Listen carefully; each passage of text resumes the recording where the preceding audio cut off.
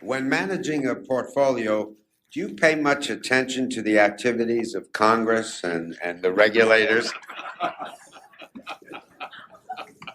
Did Ed Markey put this one up? I'm not sure.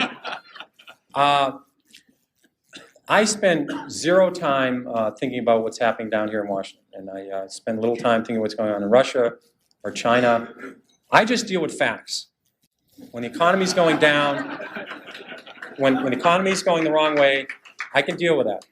This whole health care reform bill drove a lot of drug stocks down to low levels, and I could say to myself, well, 60% of Johnson & Johnson's earnings are outside the United States.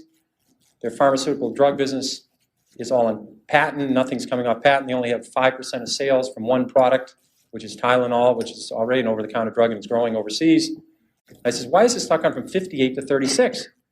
And these companies are already dealing in Japan and overseas with they already have the government controlling pharmaceutical prices. They've dealt with it. So I deal with facts.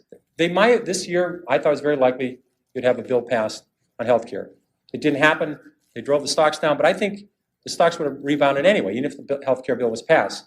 So I don't deal with what's happening in Congress or what's going to happen in the future. I just deal with what's happening in the economy and what's happening in the companies I call.